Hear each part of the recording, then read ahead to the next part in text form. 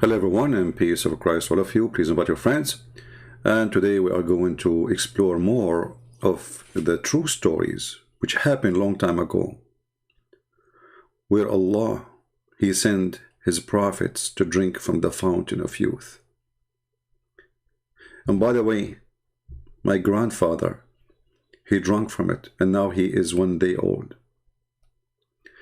The fountain of youth is a true story, in case you think it's not. Actually, we have a clear evidence of it. All of you watch The Pirate of the Caribbean. How Jack Sparrow, he go and a bunch of gang looking for the fountain of youth. And how even the evil British government were trying hard to make him find them, or find the fountain for them. I will not be surprised if Trump is behind this, or CIA. Those stories, all of them, they are documented and nobody can deny them. We have a movie about them, and the reason they are in the movie because they are true. Now, in the story of Jack Sparrow, they did not tell you all the truth, because all the truth is coming from the book of Allah. Allah knows best, as you remember. Always remember that. But put that between your eyebrows if you have any. So this fountain of youth, which is so good, and all of us, we wish to drink from it. Maybe one day, alhamdulillah. We will go there and we will drink from the fountain of youth. And by the way, if you are a man, keep dreaming to reach that point, because you will find like the tens of billions of women before you. Good luck. And if you try to go through, the nails are ready. You know, so like instead of living forever, you will die forever before you reach the fountain of youth. The only way to get there, I think, if you like dress like a woman, and I think now this is why Muhammad used to dress like a woman. So now let us go and examine the fountain of youth, and where this fountain of youth is exist in the Islamic mythology, or Muhammad fiction stories. See, always when we show Muslims things, they will say to you, he's lying, he's lying, he's lying. You know, this is the answer for anything. If you show them a hadith, he says, this is a weak hadith, weak hadith, weak hadith. Anything is embarrassment. Is in a speed of light, it's a weak. And by the way, weak is accepted in Islam. It's not really. This is why actually it's written in the book, because it is accepted. Otherwise, they would dump it in the garbage. You will not put it in the book. So in front of us, this is a website. It's called At-Tafasir Al-Azima, which means the great tafsir, which means this website does not have interpretation for the Quran, which is not the greatest, only the greatest. And here we have, this is the tafsir written by Al-Imam As-Suyuti, and he is one of the biggest. Actually, I believe that this is Suyuti. He was really a genius.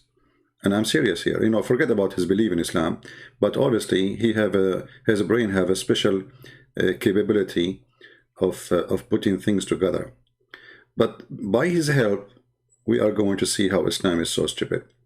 This guy actually himself, he have a long list of missing verses in the Quran, and the Muslims, they go crazy when they see it, and nobody can really debate him about it. He show you with evidence, with reference, how many chapters missing, not only verses. I mean, the whole chapter almost is 18, is gone. So here we have Tafsir As-Suyuti, and now we have the chapter of the cave, 18, and we have verse number 83. But before we read this interpretation,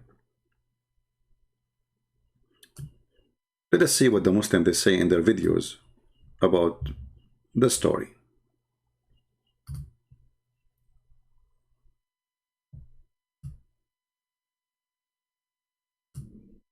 Allah subhanahu wa ta'ala mentions the story of Dhul Qarnain.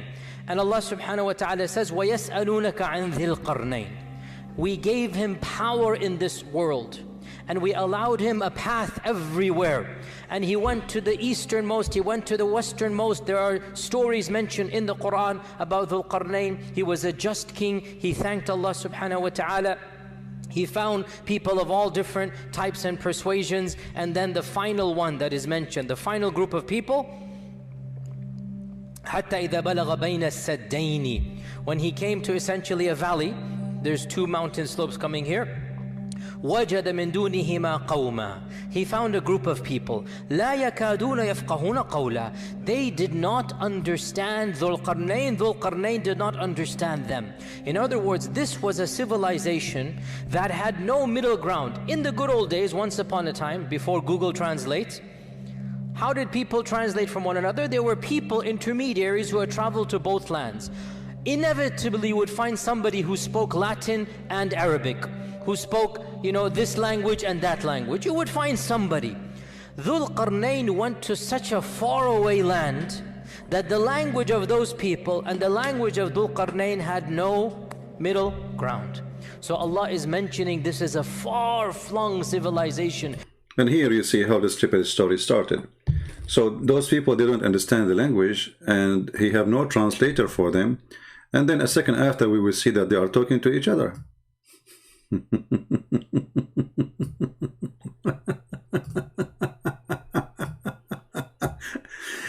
I don't know how many of you heard me saying stupidity is amazing. This is something you never heard before, right? Always stupidity is amazing. Amuse me, let us say. He just explained to you that this language nobody understands, and no ground for it, and no translator, correct?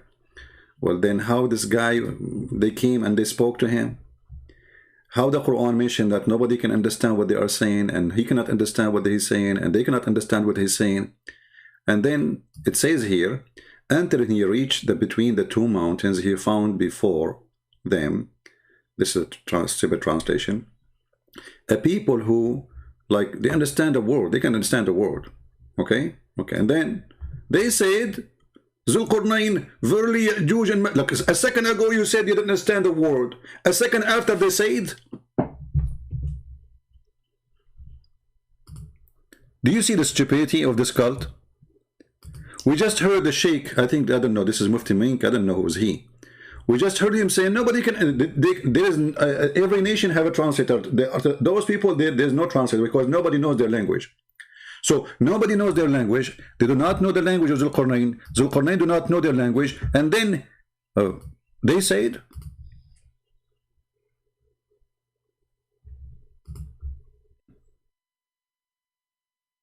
and then he said, what happened? And he said, and the sheikh, he said at that time there's no Google translator. I'm so glad he acknowledged that, because they might say that Google created by Allah. Here right away you see how the stupidity of this cult is a jumping machine. I mean, don't even they notice what they just said? He cannot understand the word and they cannot understand the word. And then after a second, they say to him,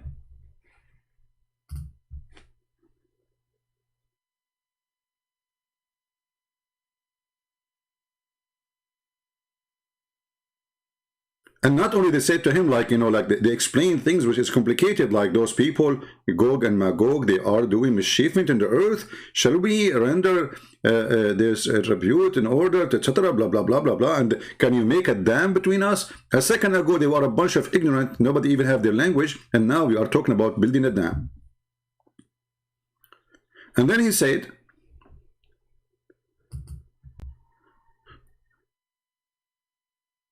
okay, Abdul, whatever Allah He gave me, I will do my best, brother and sisters. Okay, let us build a dam between them.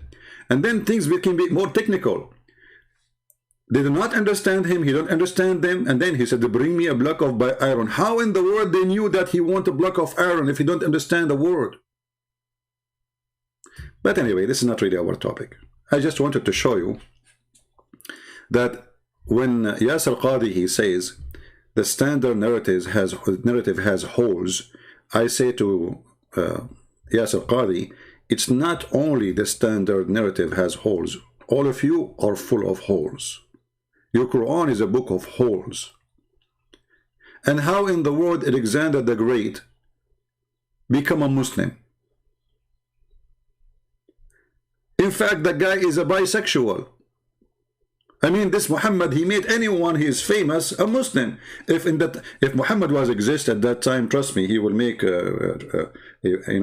Trump a Muslim. Anyone coming his way, I mean, Alexander the Great is a Muslim. All the books of history confirm that this guy, he sleep with everybody. He sleep with men, he sleep with women.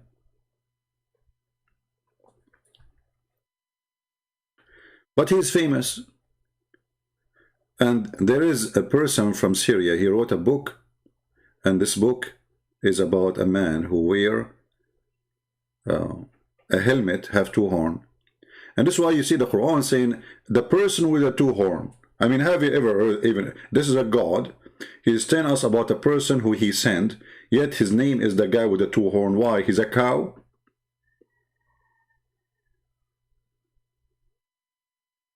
Do even Allah knew the name of this person?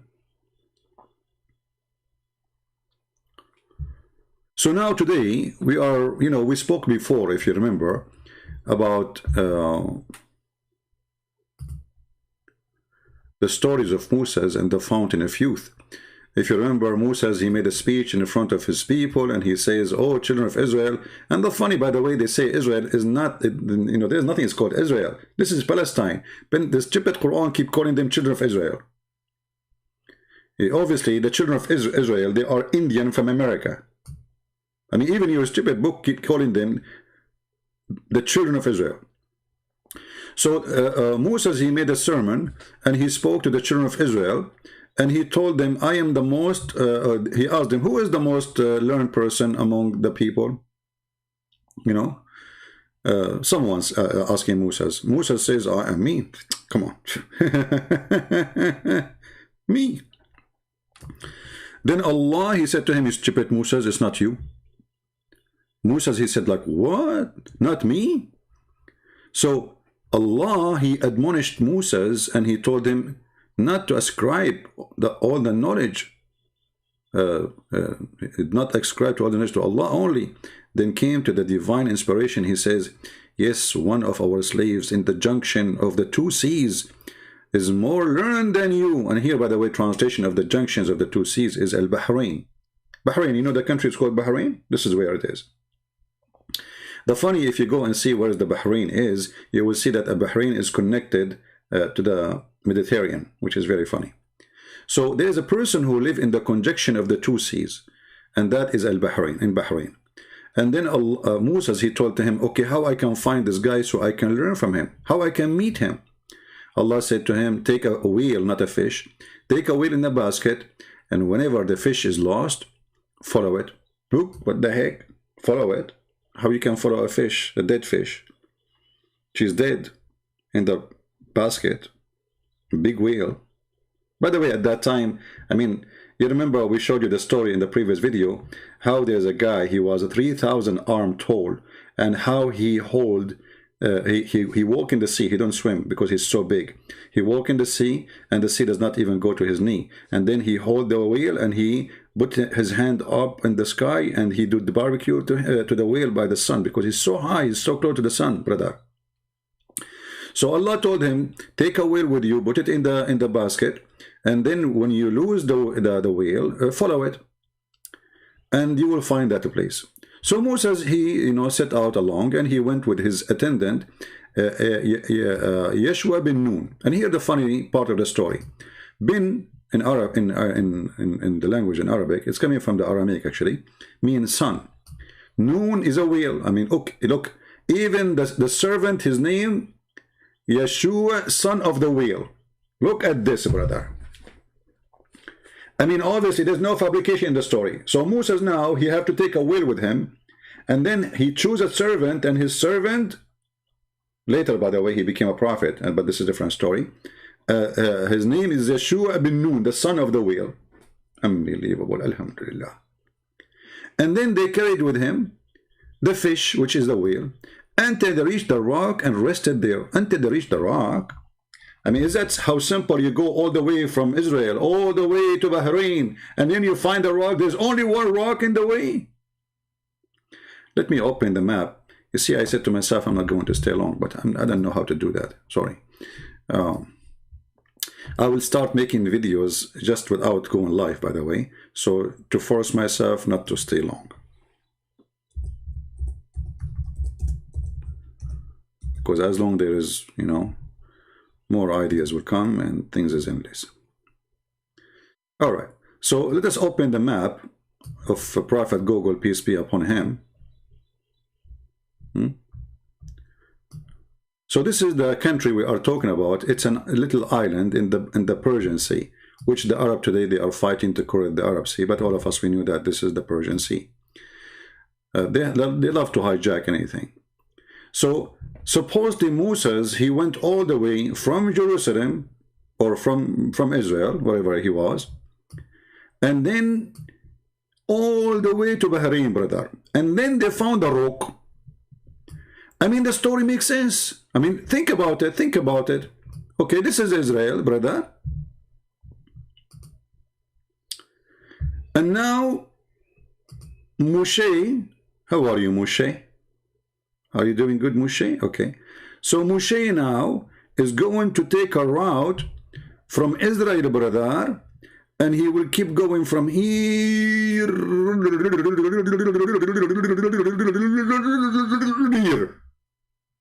And now he found a rock, which means the thousands of miles in the way, there was no rocks at all. I think it was a highway. Like Moshe kept driving his feet, you know, driving, and then until he arrived to the rock. How simple is that, man? There's only one rock in the way. Very simple. I mean, true story. You see, if I am the one who made a book and I am saying I did this, how many Muslims will laugh at me and they will say Christian Prince is mentally ill? But as long as their prophet is the one who said that, brother, it's true story. So he keep going until he find a rock, because there's no rocks at that time. No rocks. The earth was rocks free, you know. Rocks happen after, when my grandparents, the Arab, they start throwing rocks at each other. Like, we are the one who created the rocks. We are the Arab, you know, brother. Yeah. Before us, there are Jews. Jews don't throw rocks. Actually, yeah, there is Jews that throw rocks too. You know, the story of David, he threw a rocks, isn't it? Yeah. But maybe that was simple rock, like one rock exists in Israel, but there's no rocks. So Moshe, brother, he keep going until he found the rock, bingo. But, hey, Abdul, how Moshe, he keep walking? Did he walk in the sea or something? I mean, you see now they build a bridge. This is a newly built bridge between Bahrain and Saudi Arabia, if you see it here. But this bridge was not exist. So how Moshe was able to walk all the way to the island of Al-Bahrain? Like what? Okay, you know what? Let it go. Don't, you know, I mean, come on. Don't focus on the details. As they say, in the details is the devil. So Moshe, he went all the way to Bahrain. How he went, Allahu A'lam. How he did it, Allahu A'lam. Allah knows best. How he crossed the sea, Allahu A'lam. Especially they are walking, you know, as the story says. Until they arrive a rock. Let me see if I can find a rock here. If there's any rock. I need to open Google, or, you know, Google Earth. Oh, okay, hold on. Let's do satellite thing. Oh, here we go. There's a rock here. Is that a rock? No, there's no rocks. Like, what the heck? They hide it, the kuffar. I bet you the American, they are behind hiding the rock. I cannot see the rock. Where is the rock? I see Walmart. What is the rock? Keep looking. I mean, I have a satellite and I cannot find the rock, which Moses he found so easy. But I think, you know, I think Moses, he was using a drone or something, you know, like to those drone, you buy them from Amazon.mum. There's a rock here. No. Why is no rocks? Where is the big rock? I give up. Okay, you guys, you'll find the rock, okay? Take your time.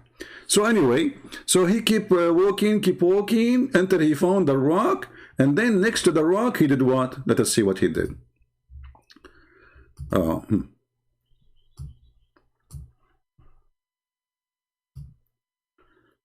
Okay, until they reached the rock, and they rested there. Moses, I mean, look, by the way, like, it's not like they reach a rock, it's big, brown, look different. No. Until they reach the rock, it's the rock. It's known. I mean, come on, everybody know that rock. I mean, like, come on. Like you say to somebody, where are you going? I say, I'm going to Bahrain. Ah, okay, I meet you in the rock. Oh, sure, I will meet you in the rock too. There's only one rock in the world, man. It's so easy. Anyway, so until they reach the rock, Moses put his head down and slept. Look at this idiot. Why you put your head down and you sleep? Can't you put your head up and sleep? Shame on you, Moshe. He's doing maybe a trick or something. Okay, he put his head down.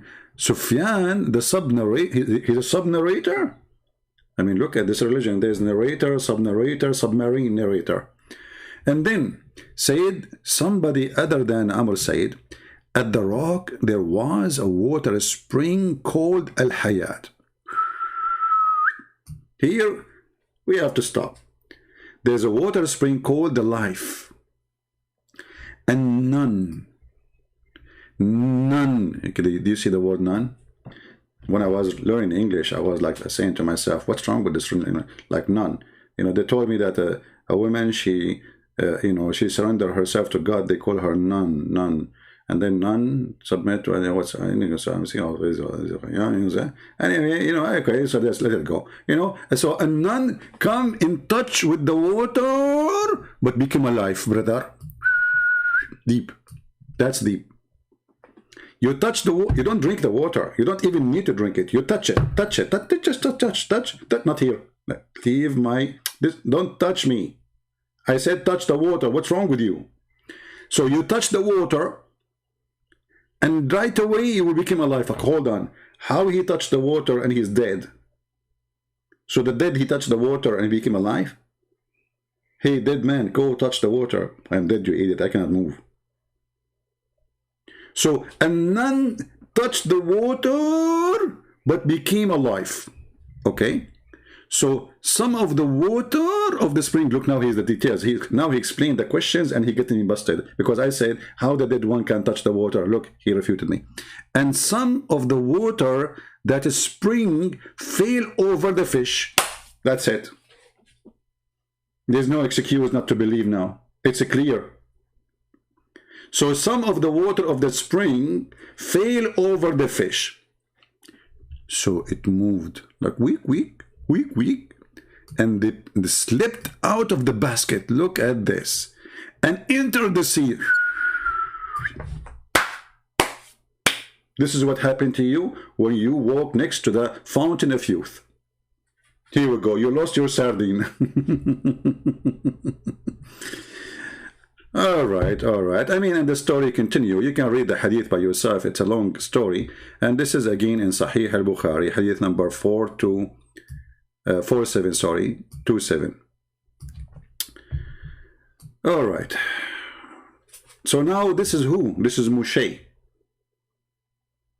And by the way, one of the comment, he said that Allah, he created this child as a kafir when Al-Khadr slew him because Allah want to teach Moshe, listen, you idiot, Allah, he created that child like a mice for laboratory to teach. So Allah, he created children so he can put them for us and we kill them so we can learn. What a stupid religion, man. So now this is the story of Moshe and the fountain of youth, as you see. Now, I'm not going to go to Jack Sparrow and discuss how Jack Sparrow, he was very evil trying to get the fountain of youth himself alone. And I'm not going to discuss how greedy they are.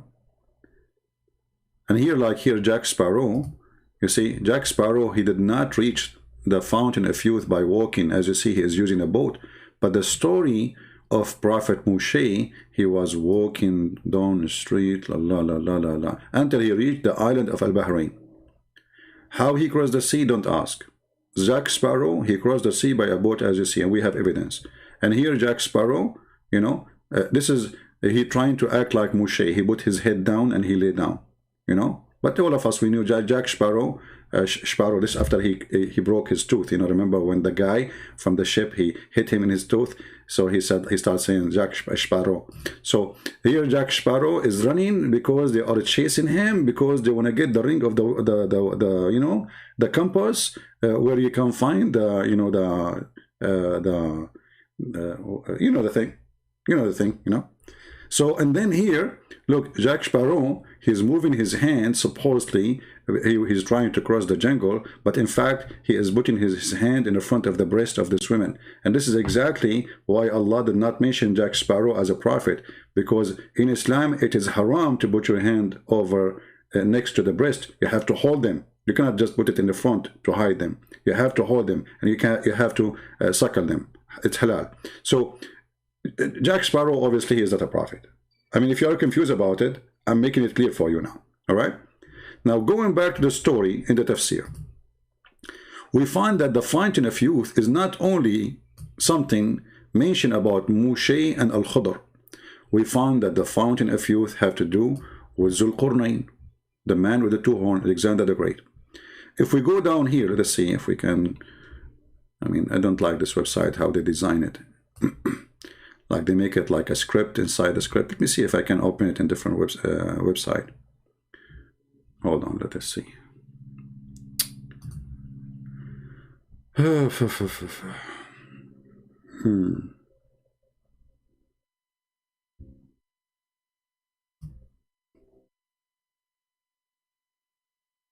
Okay.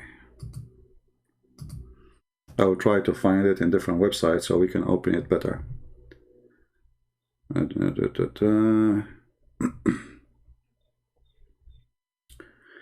We found it in Google Books. We don't want Google Books because we cannot use Google Translation. All right, we found different website here. Let us see this one. Hold on, give me a second.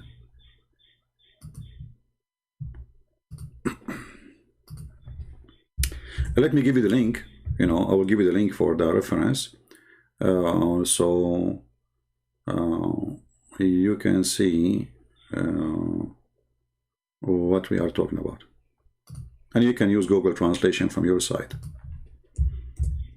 This is other website other than the one I'm showing you in the screen. So now let us go there.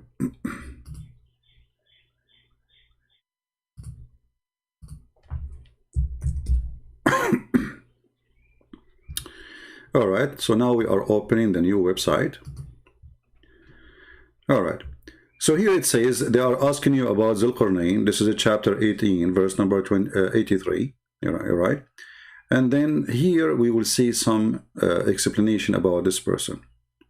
It says here that some of the people of the book, and obviously they are Jews, they asked Muhammad about a man who going all around the earth. And then Muhammad, he says, I know nothing about him. Muhammad, he said, I know nothing about him. Let me open the website, using Google Translation so we can read together.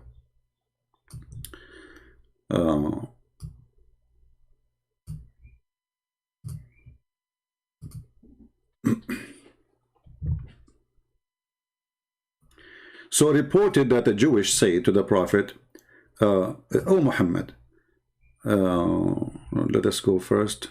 No, not here.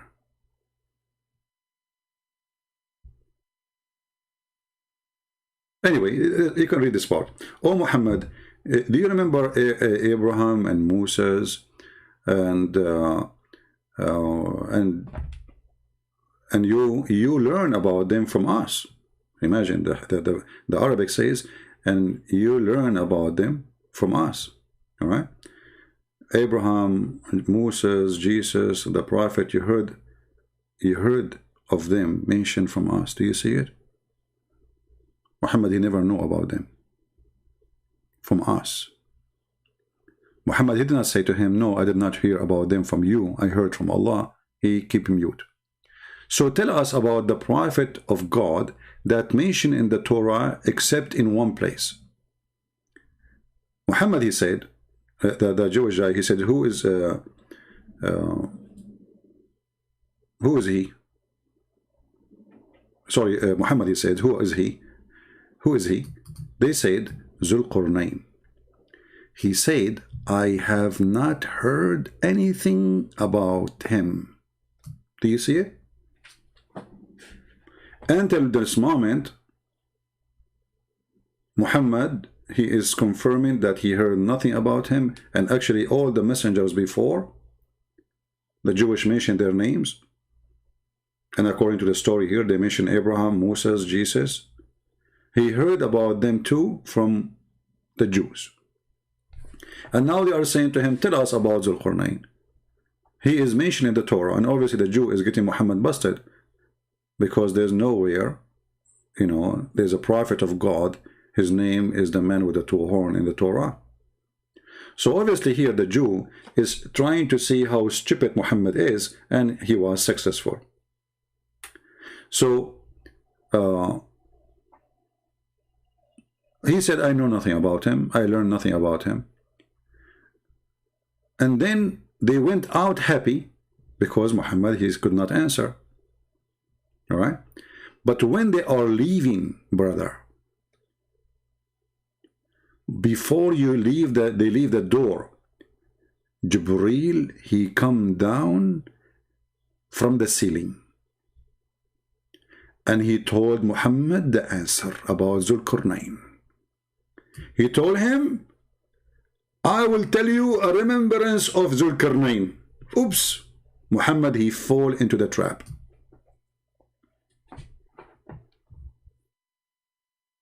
Muhammad, he fall into the trap. And then here Muhammad, he continue telling the story about Zulqarnain.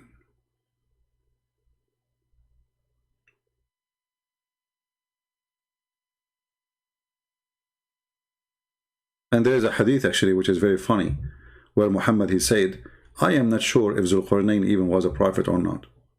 And here you ask yourself, what kind of a prophet he do not know if other prophet is a prophet or not? I mean, why he is so ignorant about the topic?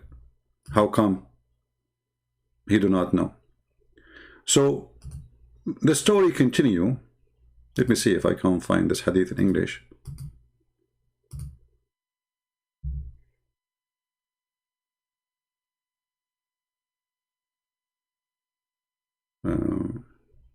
Anyway, in here it says that Muhammad, he says, I'm not aware if he was a prophet or not, in the translation in English in this website. So anyway, the story continue, and now Muhammad is trying to get more details into us, because supposedly the one who taught him now this is Allah. So this is a very confirmed the information to him by Allah himself.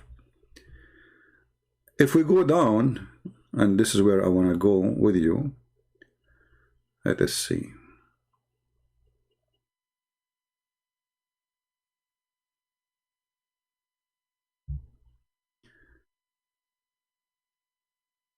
Where we will, because the the text is so long, and all of it is really stupid stories. Okay.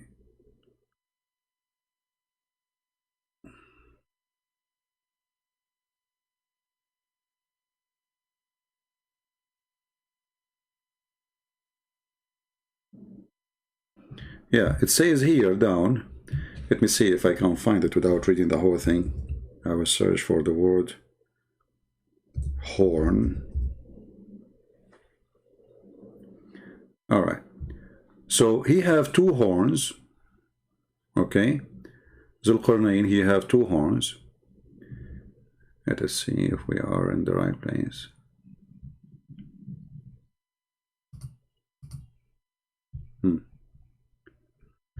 Read carefully. When they asked him, they said, was he a prophet or a king? he said, was neither a prophet or nor a king, but he was a righteous servant of Allah. Okay? And Allah loved him. Which is very weird. He is a righteous servant of Allah, and Allah loved him. Well, why Allah loved him? Let us see. And Allah advised him, so Allah spoke to him too. Now here, those hadith, they are like many contradict each other about if he is a prophet or not. Some they say he's a prophet, some they say he's not. As we showed you even before, it said he is not sure if he was a prophet or not. So Muhammad, he don't know. Anyway, God sent him to his people, and they beat him on his horn. But remember, Muhammad is not sure if he is a prophet or not, but he is sent by Allah to warn the people. But this means he's a prophet and he's a messenger. If Allah, he sent him. I mean, you see how stupid the story? If Allah sent him to his people to warn them to convert to Islam and to believe in Allah, well, doesn't that make him a messenger of Allah? Very stupid story. And then, so he came to the people, said to them, convert to Islam, brother, and say Shahada. His people, they beat him, and, he died.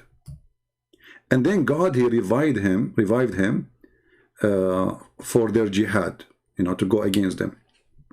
Then he sent him to his people again, and they beat him again. And then another horn came from his head after he died.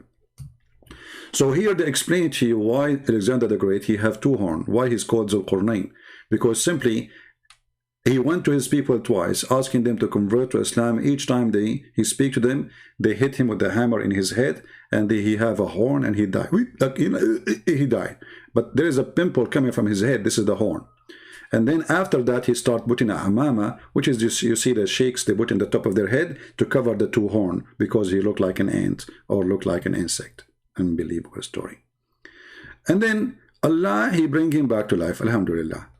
The story here continue. Let us see where we will arrive.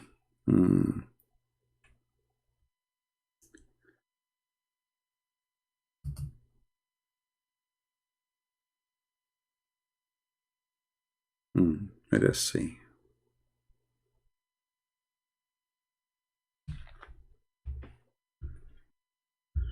Oh boy.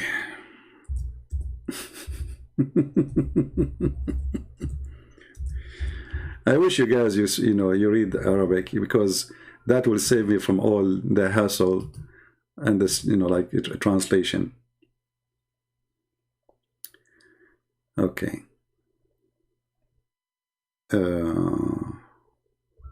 Let us search for the word green to save from reading all of this.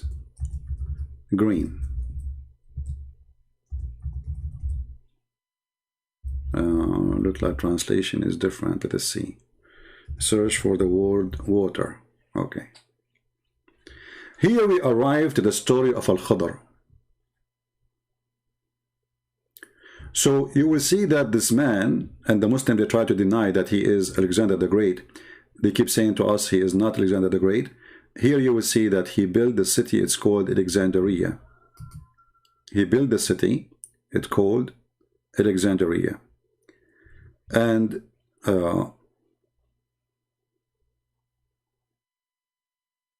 when he was after he built Alexandria, as we see here in Arabic, you can search in the Google translation, so you can find where it says that for you on your side. It says here he came to the seashore of Egypt, and he built a city. It's called Alexandria.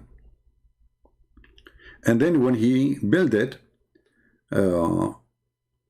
Allah, he sent him an angel. Allah, he sent him an angel. And this angel took him to the sky. Alexander the Great, Allah took him to the sky. And then Allah told him, do you see what is down below? Do you see what is down below?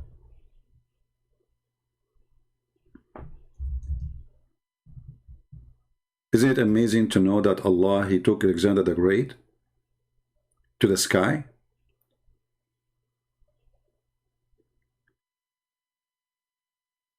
He said, look down. And then he says, I see my city, and I see other cities with it.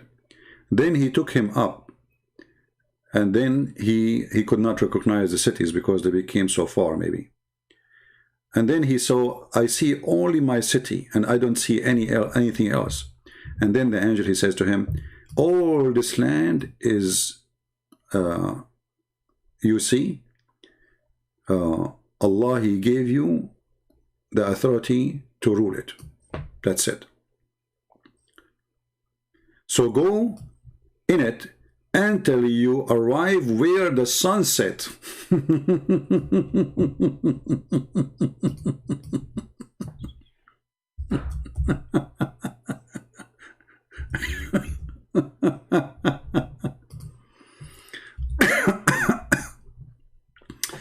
I don't know what to say. So Allah, he sent his angel and he took him up to the sky and he told him, keep going. This is all your land. You keep going until you arrive where the sun set. And then he walked until he found where the sun set, and he found where, and keep walking until you find where the sun rise too, as it says here. All right. Then he arrived to a people, and he found people who have faces, their faces like face of dogs. They have actually not like wujuhu kilab. Their faces is face of dogs. So they are not a human, as I explained to you before. Their faces, if we go here in the, if you search in your page, if you translate Google translation, you can search for the word dog. All right. So after Allah, he took him up to the heaven, and he showed him all the land which he is going to, to own or to control. And he told him, keep going until you arrive where the sun set, the place of the sun setting, and the place where the sun rising. And then you find two mountains where you were going to build a dam, or, suppose this he will build a dam in the story. And then he keep going until he found across to Gog and Magog, and he found people who their faces were dogs' faces. They are dogs. Okay. But now we will find something different. You see, all the story until now, we did not see anything yet about the fountain of youth. I mean, where is the fountain of youth? Suddenly, you will notice in the middle of nowhere that Al-Khadr appear in the story. Remember, we are talking about a person who does not exist in the time of Moses. Remember, the story in the Quran speaking about Moses meeting Al-Khadr, right? But now we will find that Al-Khadr, he appear again in the story of Zulqarnain. So if you go here, you will see that Zulqarnain, he used to go around, and then one day he stood upon a mountain. It's called the mountain of Adam.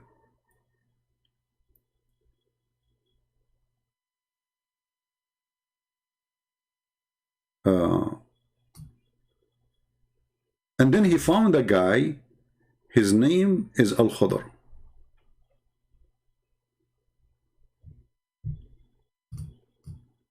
In that mountain. I don't know if we have any Muslims here are listening, because I found that this is kind of astonishing, stupid story. The Khadr, he said to him, and Khadr, he was a person who been given knowledge and wisdom and understanding. Hey king, do you see that paper which is hiding from the palm tree? He said yes. He said, this is where is going to teach you about the location. What location? What is that? Maybe later we will understand more. And then he says to him, and Al-Khadr was reading from a book. So Allah, he gave him a book. Remember, this is not Al-Khadr knowledge. This is a person who Allah gave him a knowledge. He said to him, I see a book, it's written in it, Bismillahir Rahmanir Rahim, هذا كتاب من آدم أبي البشر أوصيكم ذريتي وبناتي. So in the name of Allah Ar-Rahman Ar-Rahim, this is a book written by Adam, the father of the human. I give you my will to take care of my children's and my daughters, and to be careful from my enemy and your enemy, which is Iblis, which means Shaitan. He is the reason to send me down from the Firdaus, which is supposed to be the garden of Adam and Eve, to the land of the earth. And I sent down in this location. So this is where the palm tree was located. Allah, He dumped Adam there. And He said, like in this location, the one who look at it, he will find that I have 200 years of sin by one look, which is very hard to understand, you know. So I've been sent there, and I was, let us say, he was cursed by Allah, and He dumped him in that location, and he was, if you look at that location, you will find that 200, maybe 200 like jail, like Allah, He put him there for 200 years because of one sin. And then He says He studied the earth, and He studied the trees, and He said, and I did water this land from the tears of my ears. So repent to Allah. Okay. Now here, the story is over. Zulqarnain, he read for him what he have in his book. And then Zulqarnain, he said, or he wiped the place where Adam used to sit. And when he did that, he found that it is 180 miles. And he counted the trees in that location. He found them 900 trees. From every tear of Adam, there was like a tree coming. And then when Cain and Abel, they killed each other, or they killed one of the brother, killed the other brother, it became, those tears became a land. And this land cry blood.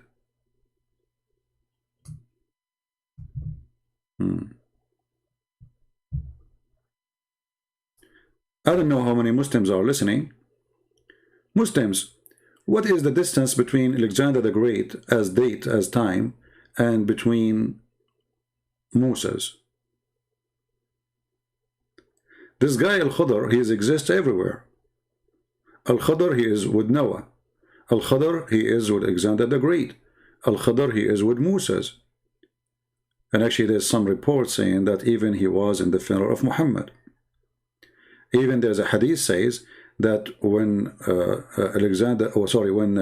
when Muhammad was talking to a bunch of people, somebody came in, and when he left, he says to them, "This is Alexander the Great." This is Al-Khadr.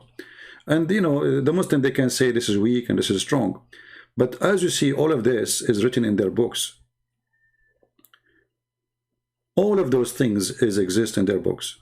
And if we continue reading, you will die laughing, because the stories can get even more complicated. Here you see even the Muslims struggling, trying to find out why he was called Zulqarnain. As an example, he says the reason he was called Zulqarnain, because he gathered the two horns of the sun set and the sunrise. Here it says the reason he was called Zulqarnain, because he arrived to the horn of the sun. Now you might be wondering what the horn of the sun. Muhammad himself, he confirmed that the sun has a horn. And actually Muhammad, he confirmed that Satan, he come from between the two horns of Shaitan.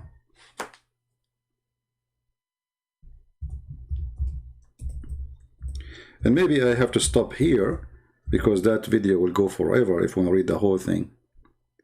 And maybe we can continue later. So if we read here, let us see. As you see, Muhammad is beyond recognition of science. Muhammad is the biggest scientist. So Muhammad, he believed that Shaitan, he have horn. And the same Muhammad believed that Zulqarnain have a horn, two horn. Shaitan has two horns, Zulqarnain have two horns. As you see. And Muhammad, he said something very funny.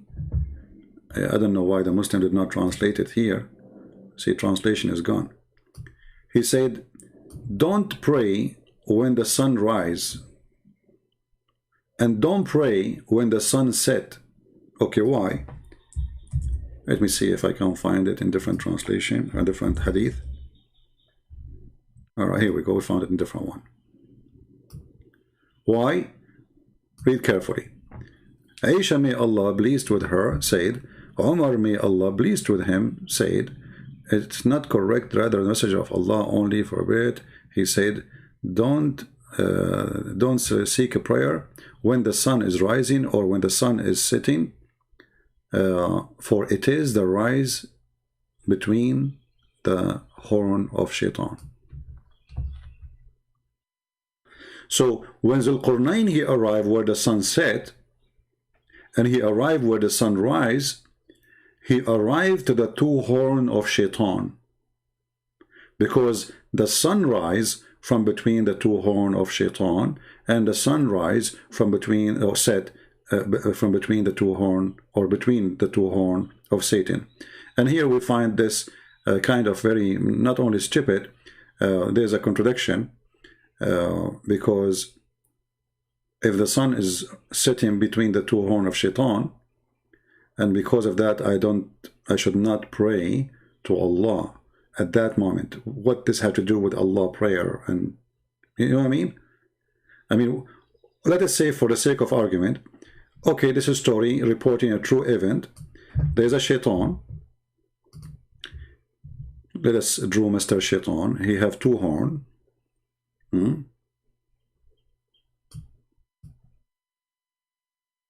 This is Mr. Shaitan. And now the sun is sitting between his two horn. Let us make the sun with the green color so it can appear, or red.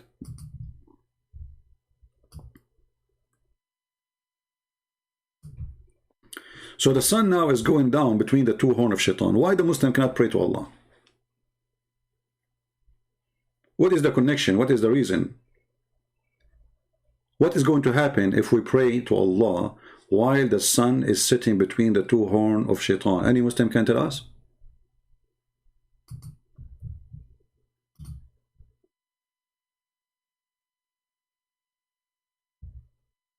There's any Muslim can help us? Who is a Muslim have an answer for this? The sun now is sitting between the two horn of Shaitan. And by the way, this is what NASA found, right? So why I cannot pray at that moment? What will happen? Any Muhammadan?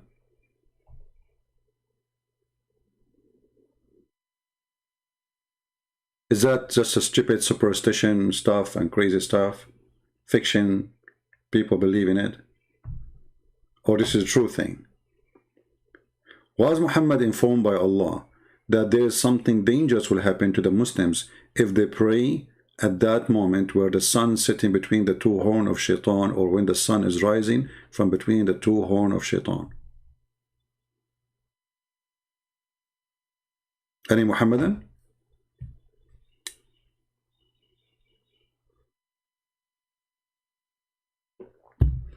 You know, I wish I can finish all the reading, but as you see, this is very long, and that will take me really for long to finish it. And I'm trying to make my videos shorter.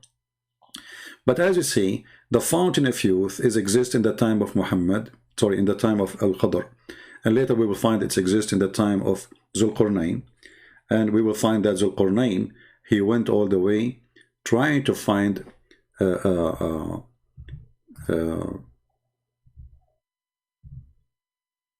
fountain. And we find that Zulqarnain and Moshe and Al-Khadr, they make like a three comedian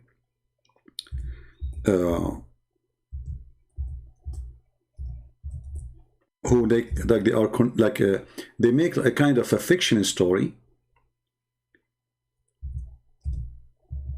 and this fiction story is endless.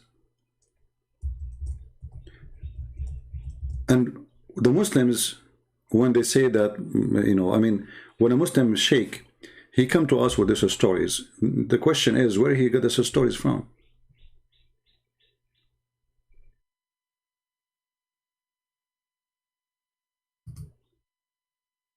And by the way, this exists even in the book of Ibn Kathir, and exists in many books.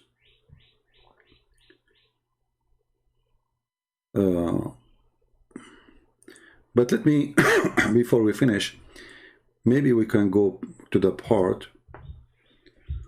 where he speak about the fountain of youth. Let us see.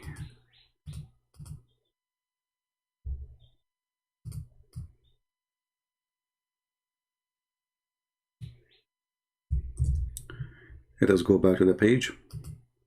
At least we can complete the topic, you know.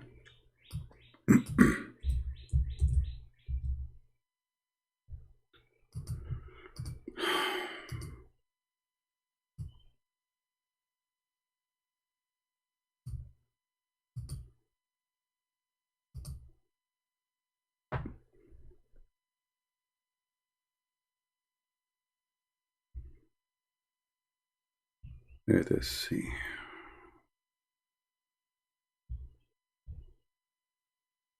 Tons of fiction stories, stupid stories, none of them make sense. But why I'm not surprised? Very normal. This is what Islam is about.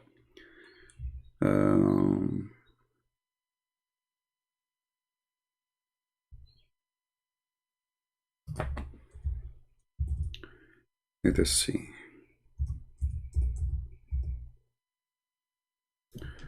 All right. Here we find the part where they are talking about the fountain of youth. Let us clean the screen from the drawing. And then we go to the Google translation. Just give me a second.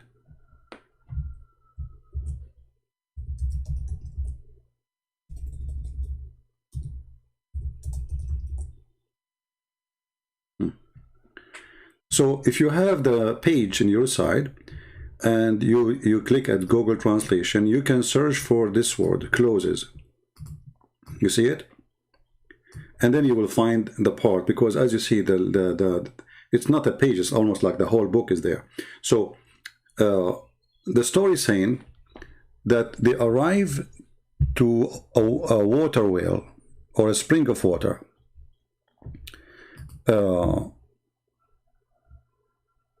Let us see here. Al-Khudr, before he said to him, and you can go read before from the beginning, actually a little bit more.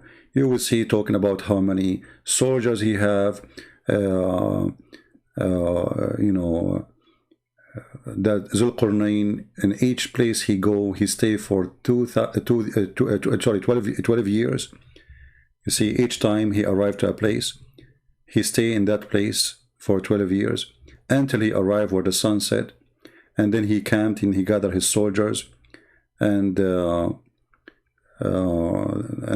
it says the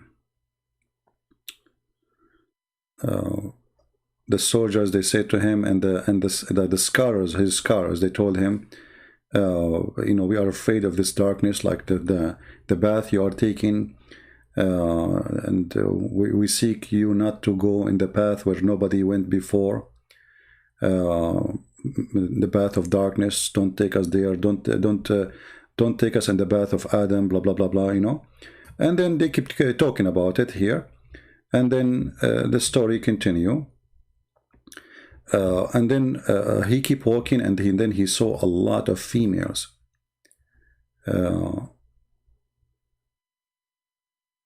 He saw horses, and they told him there's horses. He looked, He says, where is the horses? He says, females. He said, what females? He said, the virgins. So he chose 6,000 of female virgin horse.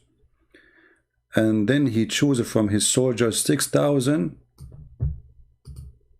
I mean, I know, like, when you are reading this, nothing makes sense, right? But I mean, this is what it is, what we can do. Like, sometimes people, they say to me, I mean, your translation is really confusing. My friend, it's not my translation confusing you. The story is confusing. The story is stupid. What can I do? So if I say to you, 6,000 virgin female horse, you will say virgin female horse. You might think I'm making a mistake, but this is what it is. What I would do. And then he chose 6,000 of his men. And then he made the Al-Khudr a leader of 2,000 of them. Okay? But in the translation, for some reason, the word Al-Khudr is not coming, you know? So, oh, here we go, it says actually. And he gave Al-Khudr the command of 2,000 horsemen. All right, so Al-Khudr now became a leader in the army of Zulqarnain. And while Al-Khudr, he was walking, Zulqarnain came to him from his house, and Zulqarnain, he went down to the house of Al-Khudr.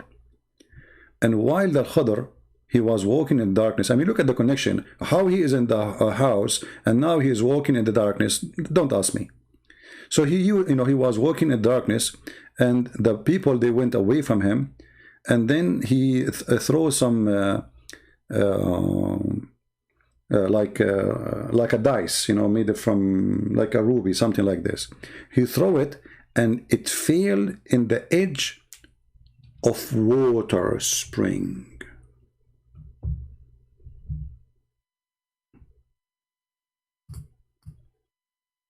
See, the translation here says I, because in Arabic it says ain. So it fell in the edge of a water spring. All right, and that is supposedly where we go to the point where he got to the place of the fountain. So obviously Al-Khudr, he went there, or he was there for a reason. He want to give wisdom, advice to Zulqarnain, and somehow you will find here that Zulqarnain is Allah. And actually I will make a short video to prove to you that Zulqarnain is Allah. I know that Muslims will go crazy, will say this is not true. Even the Quran says he is our servant.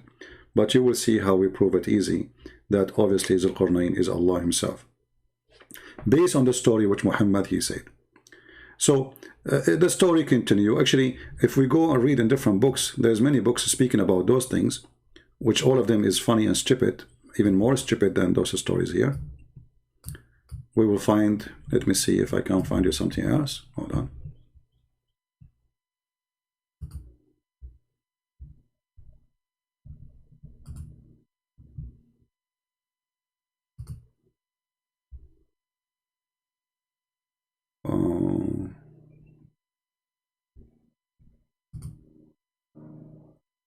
Yeah, here actually we see more details. Let's see, hold on.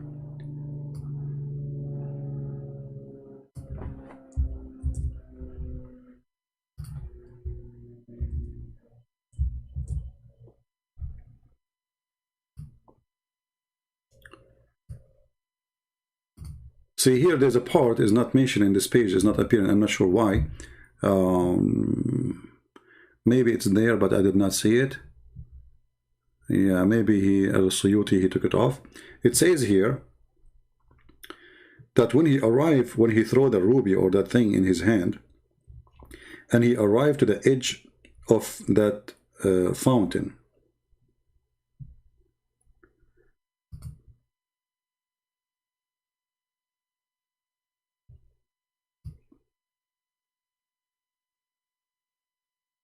when Al-Khudr, he said to him, you are seeking a bath of darkness, and this bath many of us cannot see. So what you will do with the darkness, which means how you can walk through it. if we, like, you know, let us say we walk and we don't see our way, etc. And then Al-Khudr, he gave Zulqarnain a red ruby. And he said to him, if you arrive to the darkness, throw this ruby in the ground.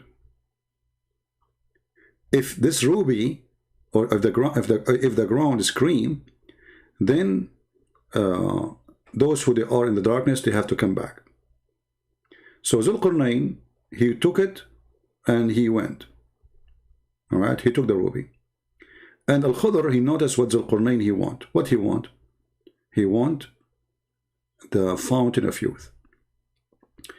And Zulqarnain, he is hiding, you know, what he in his heart he want. He did not tell Al-Khudr that I am seeking to find the fountain of youth. So he keep walking, and then he thought that the fountain of youth, let me use Google Translation. I will post this link for you, so you can open it from your side too. Give me a second.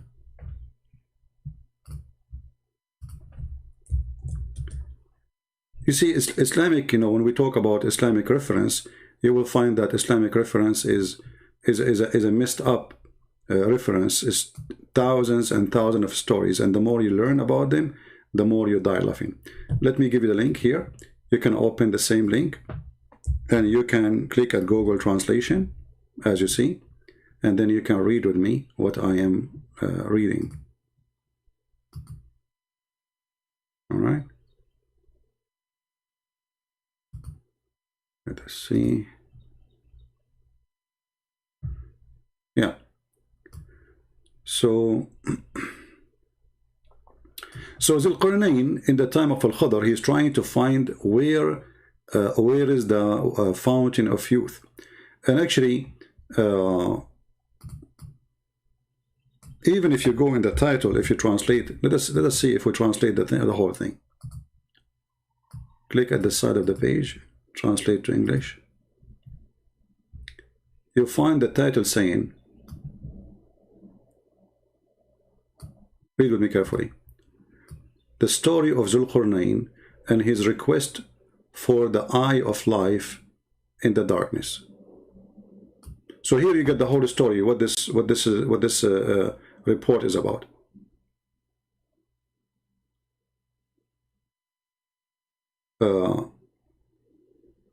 Zulqarnain, he wanted to find the fountain of youth. Zulqarnain, all his trip, all his mission, all his fight, all his wars, Alexander the Great, for one simple reason. He wanted to find the fountain of youth. I will let you read it all. I mean, this is endless, as you see. You can search, you can do your own study, you can make notes. Sadly, most of you do not know Arabic, but those who know Arabic, they will enjoy it more because they can read the original text. But as you see, this is the most stupid cult ever come to existence. It's not only it's a collection of fairy tales of the old or the ancient, but it is stupid fairy tales. And suddenly the stupid fairy tales became part of a book, it's called Quran. And suddenly the fairy tales of the ancient, which is a fairy tale for the kids, became a book of God, and became God talking and God teaching. And then there's billions of people, they believe in such a stupid story. So here you will see that they are discussing how Zulqarnain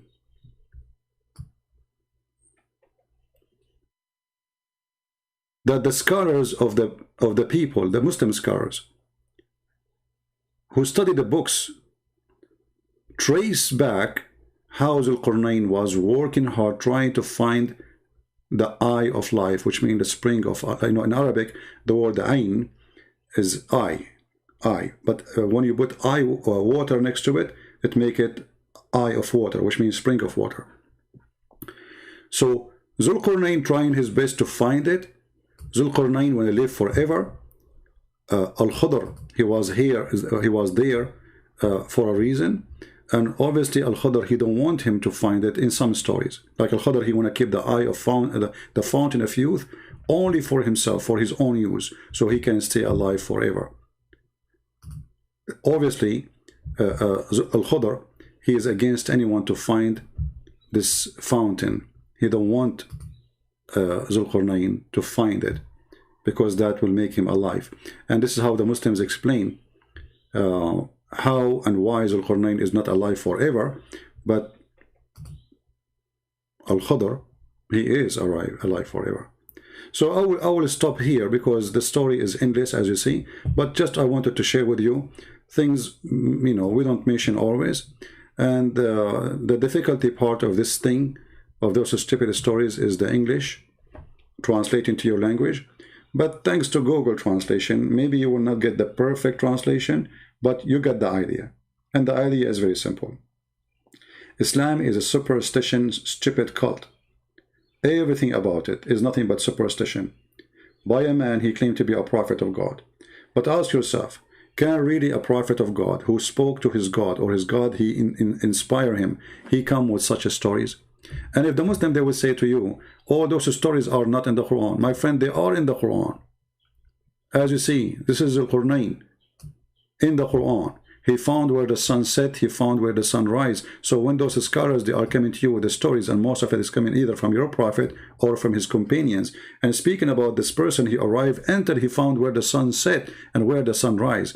That is in the Quran. And then the Muslims, in order to avoid the disaster and the stupidity of the Quran, they say, oh, he he did not really say, the verse does not say he found where the sun set. No, he did not say that the sun set in murky water. This is how it appeared to him. Anyone see the word appear to him? Anyone see the word he thought? It is Allah who is talking. The Jews, they asked the man, tell us, they asked Muhammad, tell us about Zulqarnain. Muhammad, he said, and we show you the interpretation, saying, I know nothing about him. Then Jibreel came to him right away. And Muhammad, and by the way, some story says it took him a few weeks, so the story of right away is very funny.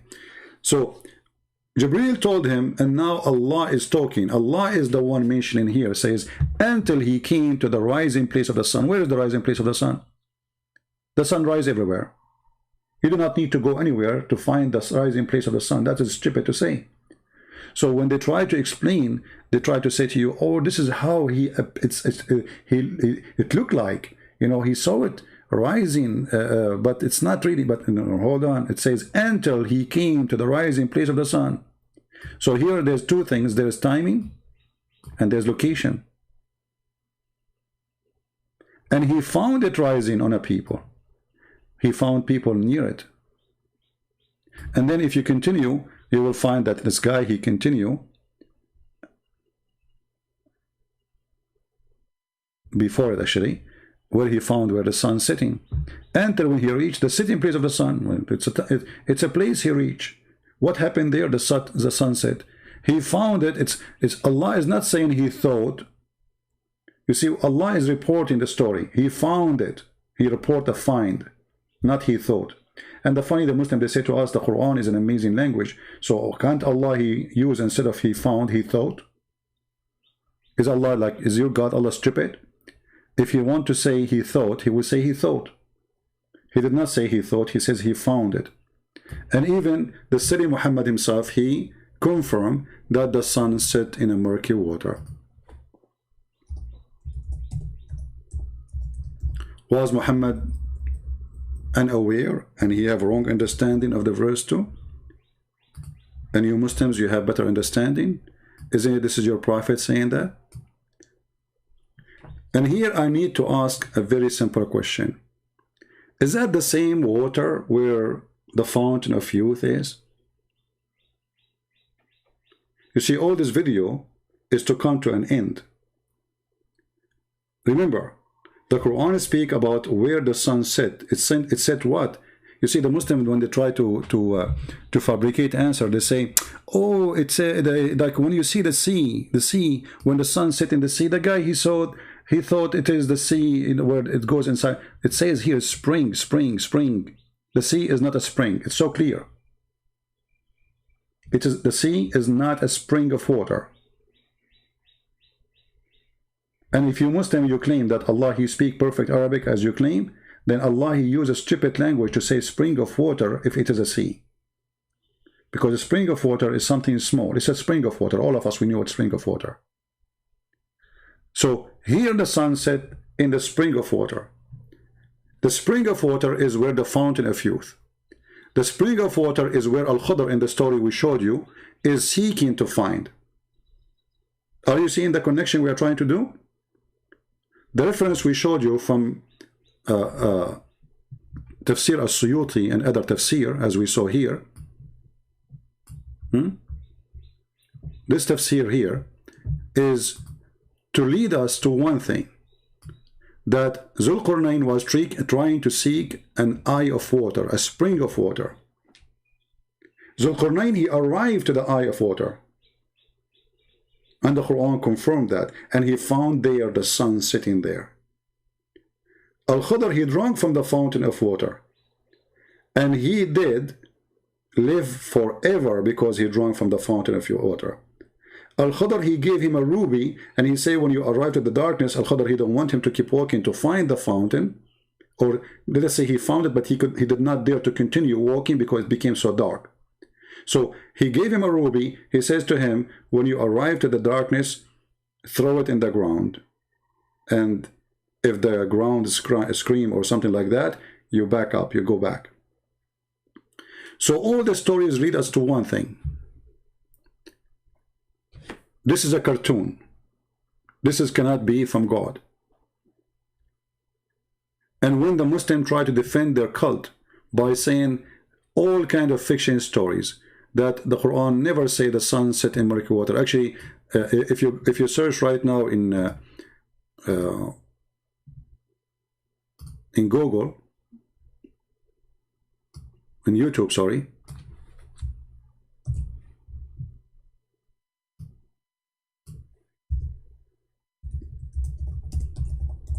you will see how many Muslims volunteer doing their best trying to fix the stupidity of the Quran.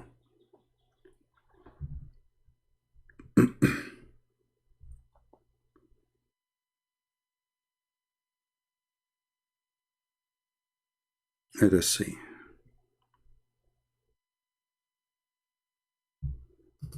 This is an old video. The other points that William Campbell raised was regarding Surah Kahf, chapter number 18, verse number 86, that Zulqarnain sees the sun setting in murky water, in turbid water.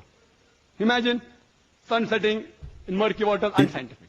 Imagine. The Arabic word used here is, it is wajada, meaning it appeared to Zulqarnain. William Campbell knows Arabic. See, this guy, he don't speak Arabic, by the way. He became expert in Arabic.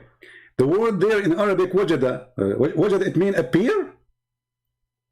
The word wajada, we can go right now to the dictionary. The word wajada means he found, and even actually the Islamic translation, not even one of them says it appear. It says he found it. So this is the stupid Zakir Naik. They ask him how in the word it says he found it. He says found it. That doesn't say found it. It says wajadaha. Wajadaha means it appeared to him. But all of you, you can go right now to the verse and you can copy the word. This is the word wajadaha. And you can take it to Google Translation. Actually, you know what? I can do this in front of you. I can use Google Translation in front of your eyes to the same page without even copying anything. You know? Like, you open the page here with Google browser, and we have the original translation in English in the right side, and the Arabic. So what we do, we click here, translate to English, and then this verse, verse number 86, will be translated. Let us see what Google translation will be. Is it going to say it appear, or it says going to be founded? But we do not even need to do so. It says here, even he found it sitting in a spring of black water. So how in the word he found it became, according to Zakir Naik, it appeared to? Do you see how dummy, how stupid, how desperate their answers are? And this is what happened when a person, he defends Islam. Whatever he say, nobody oppose. If it is me who said the word wajadaha mean appear, you will see a Muslim making tons of thousands of videos saying Christian Prince is lying. But as long as qarnain is the one lying, and the lie purpose is to defend Islam, it's okay. Murky water, in turbid water. Imagine sun setting in murky water, unscientific. The Arabic word used here is, it is wajada, meaning it appeared to Zulkarnain. Meaning, the word wajada, meaning.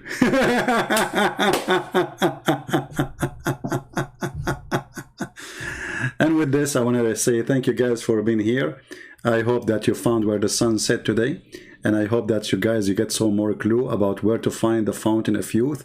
So all of you, you can grow young again. And you can be very handsome, good looking, like me, alhamdulillah. And you can be young like me, alhamdulillah. And, you know, I wish I can share with you some of the water of qarnain, the fountain of youth. But you know what? I made an agreement with the director of Jack Sparrow movie that I will not tell any information about the location where we did our movie. So, because they will sue me, honestly. I mean, we have a contract. I can show it to you. They made me sign a contract that I will never, not only me, by the way, all those who work in the movie of Jack Sparrow, the Pirate of the Caribbean, we sign an acknowledgement that in no way we will tell anyone where the fountain of youth is, especially women. I mean, no way. I mean, like, your mother-in-law now, she is 90, and soon she might go. And now she go drink the fountain of youth, and now she is 16 again. Good luck with that. So they made a sign that says, specifically, you don't tell women. Specifically. Okay? And because, you know, like, there's a lot of women here. Sorry, I cannot share. You know, I mean, if you are just men, I mean, we can share with you that. You know, and by the way, qarnain, as long as you know the meaning of the verse and you know Arabic. Do you speak Arabic? And as long as you know Arabic very well, you idiot. Was your prophet an idiot himself? He did not know where the sun set. He did not. How come your prophet? He did not say. He found it. He thought. He said it's set in a spring of warm water. Even your prophet, the prophet of the Abdul, the biggest Abdul, Abdul number 1 in the world. So my friends, thank you very much for being here. And I know now many women, they will be upset from me because I'm not going to tell you where's the water. Please forgive me. I made a promise. And however, if you are a woman who knows how to make baklava, we can discuss different conditions. You know, like if we make an agreement, you supply me with baklava for the rest of my life, every day, huh? Then I might think about telling you, you know, to get like maybe like little tiny, maybe few drops of water will make you like maybe 40, 45, 50 years younger, you know. But you have to sign, like we have to go to the lawyer and, you know, appear before the judge, you know, Judge Hoributer. And, you know, you hold the ring of the, you know, even the Lord of the Ring is in the Quran and in the Hadith. Go and read the stories about the Lord, the Ring of Solomon. You would die laughing. Actually, I say to you that number 1 stupid chapter in the Quran, which nobody can beat it, is chapter 18. Flying carpet of Sulaiman, you know, Sulaiman, I mean, crazy stuff. Not only about Al-Khadr, the 7 sleepers, or, you know, you name it. You know? Look at this story. Look how beautiful it is. You know, look at this, look. This is the most funny stories ever. Chapter 27 and chapter 18 are the ones who they are really very, very funny and very stupid. And actually here, just to show you one thing here, the stupidity. In chapter 18, there's a verse which I find very amusing. They ask Muhammad, those who they are, the, you know, the Christian they speak about, those who they've been chased by an infidel king, they want to kill them because they became Christians. How many they are? How many? I mean, very simple question. He's not asking them science. How many they were? So Muhammad now, he don't know really what he is going to answer. He don't dare to say anything. So look what he said. He said, Allah told me the following. Some, they say they were 3 and their dog is number 4. And some, they say they are 5 and their dog is number 6. Guessing the unseen. Yet others, they say they were 7 and their dog is number 8. Okay, now Allah will give you the answer. Oh, Muhammad, say, only Allah knows their true number. What the heck? So what the purpose of this verse? They're asking you how many they are. So the coward Muhammad, he is afraid to say the number and then he will get wrong. They will get him busted. So some they say they are 3 and their dog is number 4. Some they say they are 5 and their dog is number 6. Some they say they are 6 and their dog is number 7. Some they say they are 7 and their dog is number 8. And then the answer is, okay, Muhammad, tell them Allah knows best. And not only that, he says, only Allah knows their numbers, and then none knows them but few. Like, what the heck? So what is the number? I mean, what is this complication all is about? Just tell them the number. He don't know. He's afraid to tell them the number. People will laugh at him. The story name you eat, it's called the 7 sleepers. I mean, isn't it obvious what is the story? What is the number? It's called the story, the name of the book, the 7 sleepers. And Muhammad is still, he don't dare to give the answer. And as long there's a few people they knew, okay, tell us what the numbers. Because already it's not a secret. I mean, what is the big deal? Are we going to tell us about nukes? Is that like you will unveil the location of the fountain of youth? Tell us. Then even this one, Muhammad, he cannot answer. And here you see a mistake in the Arabic. He says that some they say they are 3 and their dog is number 4. Have you ever heard in any language somebody says 3 and their dog is number 4? Actually, it doesn't say number 4. وَرَابِعَهُمْ, and the fourth is the dog. You don't say the 4th is a dog. He is not a human. You say 3 and 1 dog. In no language you say such a thing. This is stupid. Muhammad, he considered the dog is a human. The fact, even the word here, kalbahum, is false written in Arabic. The original word is kali'ahum. Kali'ahum. In the story which is written by an Aramaic Syrian bishop, I believe his name is Yaqub. In this story, it says that it's a fiction story. It's about a group of guys who run away from a king just because they became Christians, and they hide for their life in a cave. And then God, he sent an angel, and that angel was kali'ahum, not kalbahum. So the stupid Muhammad, instead of getting the word kali'ahum, he said kalbahum. Either Muhammad was the fool, or the one who wrote the Quran from Muhammad, he got it wrong because of maybe the way it's written close to each other. Kali'ahum simply is the one who provided them. This is why you see that this, according to the verse here in the Quran, this dog, he opened his 2 arms. Have you ever heard of a dog have 2 arms?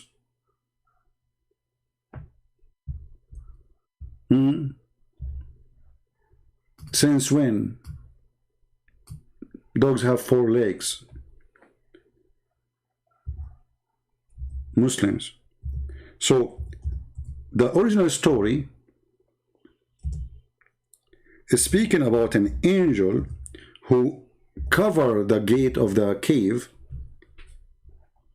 This is in chapter 18, verse number 18.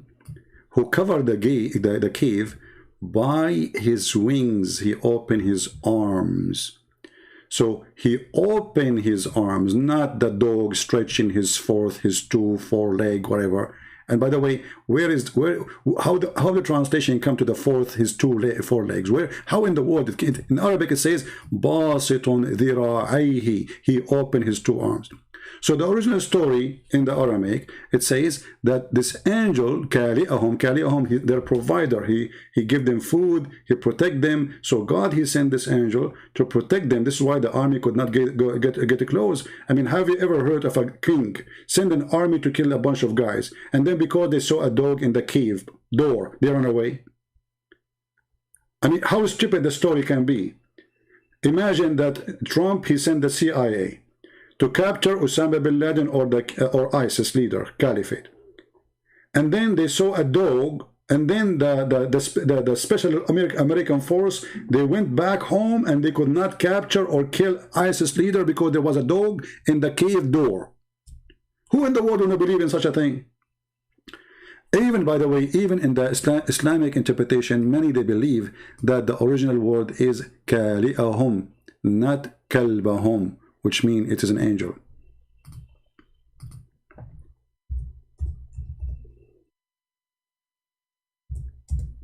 Maybe we can make a video about it.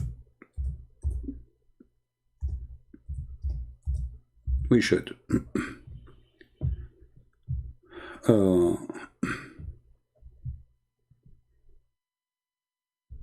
Let us see, hold on.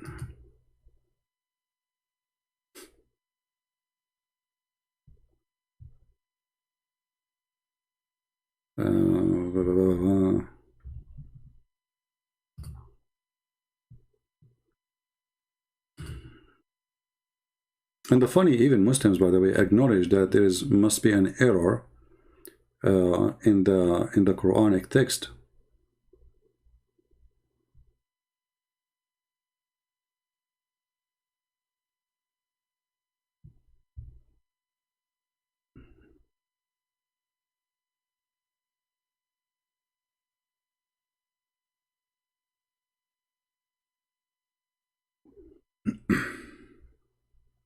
Let's see, hold on.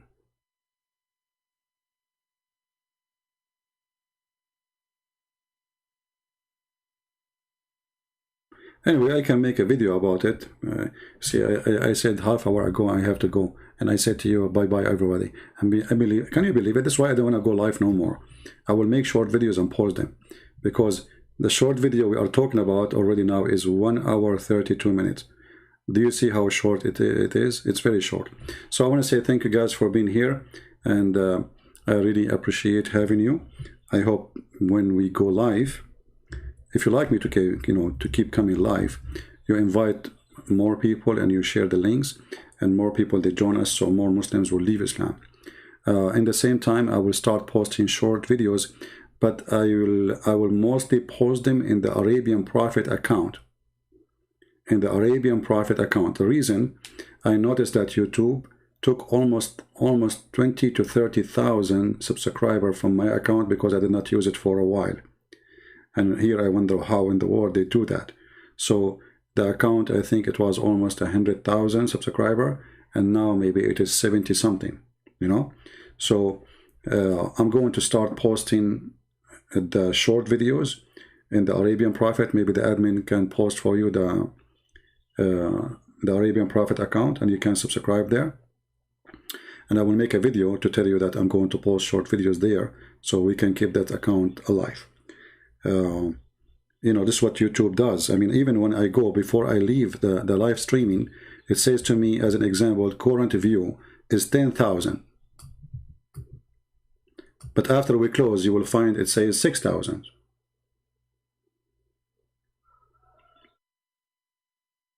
See, there is something always fishy with this YouTube thing, you know. Current view now is 1,000, sorry, and then it says the total playback is 8,165. So it should appear 8,165. Let us see when I'm done. Check and see what the number will be, and then you will find it's like 6,000 or maybe 5. So how the 8,000 switch to 5,000 or 6,000? You know, people subscribe and then they come again. They found themselves unsubscribe, and obviously they did something to my other account, the Arabian Prophet, from more than 100,000. Now I have, I think, last time I looked, it was maybe 70 something. I forgot how many. So we will start posting in the Arabian Prophet account short videos. And please subscribe to that channel so you can join us in the short videos. And then maybe I will go live in this one. So still we will use both, all right? We will see. Anyway, I want to say thank you guys for being here. And I hope all of you found the location of the Fountain of Youth, even though I was trying my best to hide my GPS. So none of you will find where is the location of the Fountain of Youth, because I live very close to it. And actually all my neighbors are very young, especially the ladies of my neighbors. I give them water from the Fountain of Youth in exchange of an agreement. They cook for me and they make salad. One she makes salad, one she clean the house, one she clean my car, and the other one she go and do shopping for me, and the other one she wash dishes in exchange of giving them some water from the Fountain of Youth. And for sure those ladies are very happy, because finally they do not need to use makeup. They are so good looking now, and they feel so young for real, you know. And their husband, this is the only problem, their husband looks so old compared to them. And now they are thinking of divorcing those husbands because they don't match. I mean, come on. You marry your husband 40 years ago, and now he's maybe 60 years old. And now, like, look what? You know, you are 17 years old. Like, come on, you are not going to stay with somebody who's 16. Hello? Yeah, you know, and I told them, why you don't give a drop of water to your husband? They said, no way. We need a new husband. Enough is enough. So anyway, they are free to do things. You know, they have their own way of thinking. Allah gave a freedom for the women, brother. Allah protect women freedom, women rights. Islam provide women rights. Yeah, and one of their rights, favorite rights, is Allah will allow the Muslim men to beat them. This is the right for you to be beaten by a man. Very wonderful. Alhamdulillah. Thank you very much. May the Lord bless you all, and I will see you soon again, maybe tomorrow. Christ is Lord. Islam made by a dummy for the dummy. Look for the Fountain of Youth, and when you find it, let me know. Take care.